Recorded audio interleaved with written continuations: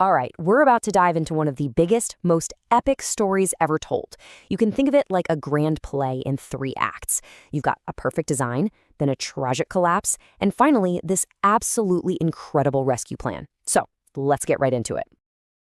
Have you ever just looked around at the world with all the conflict and the brokenness and wondered, is this really how it was all supposed to be? What was the original plan? What was the blueprint? Okay, so to really get this whole story, there is one core concept you have got to lock in. It's called the Kingdom of God.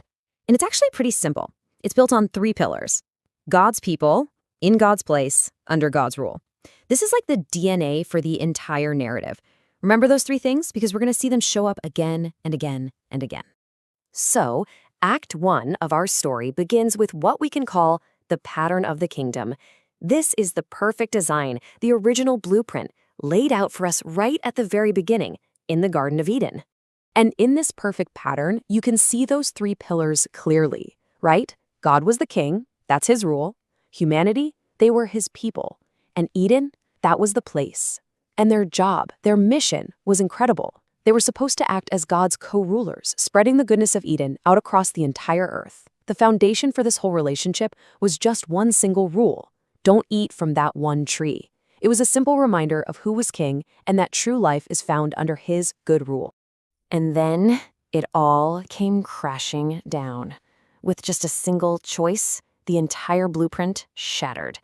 This brings us to Act 2, the perished kingdom. This is where we see how that beautiful, perfect pattern was completely broken. People sometimes call this moment cosmic treason, and for good reason.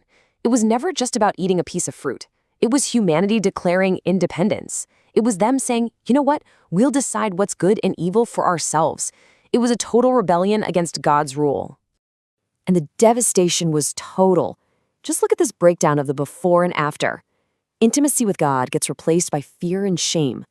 Life in the perfect place, Eden, becomes exile and banishment. Obedience to God's rule turns into outright rebellion. And the blessing of life itself becomes the curse of death. Every single piece of that original perfect pattern was turned completely upside down. A good way to think about it is that sin acted like a computer virus that corrupted humanity's entire operating system. The rebellion against God immediately spiraled into conflict between people, and it all culminated at the Tower of Babel, which was really humanity's grand attempt to build their own kingdom, their own way, without God. But right there, at the absolute height of this rebellion, God does something totally unexpected.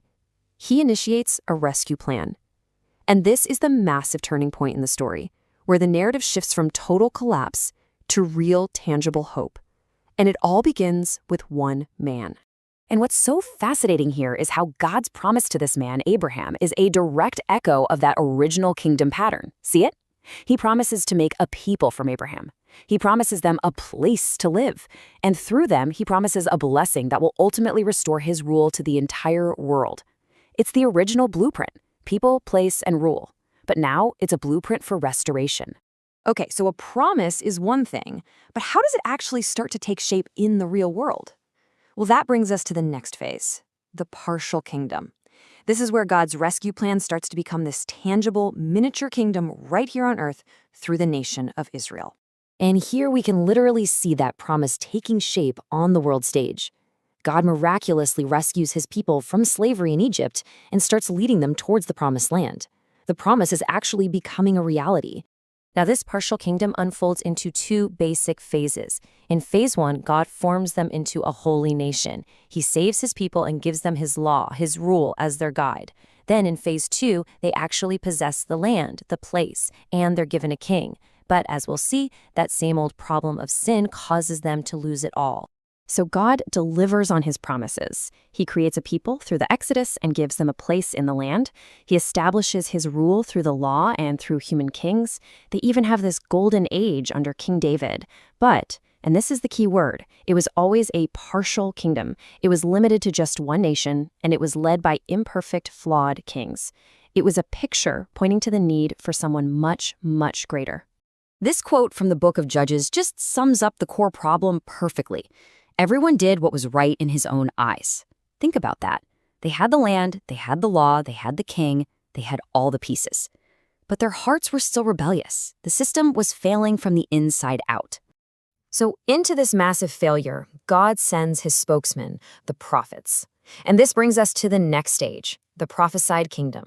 This was a period of judgment, yes, but it was also a time of incredible hope for a future far beyond the ruins. This map just shows you the consequences of their disobedience. The kingdom splits in two, and eventually both parts are conquered by foreign empires, sending the people into exile. The land is lost, the kingdom is in ruins. The prophets basically acted as covenant enforcers. They had a two-part job. First, they had to explain to the people that this whole disaster was a direct result of them breaking their agreement with God. And second, they revealed God's future rescue plan, a hope that was way bigger than anything they had lost. And what an incredible hope it was. They didn't just promise a reboot of the old system. This was something radically new. They spoke of a new covenant, where God's law would be written on people's hearts. A universal kingdom with blessings for all nations, not just Israel.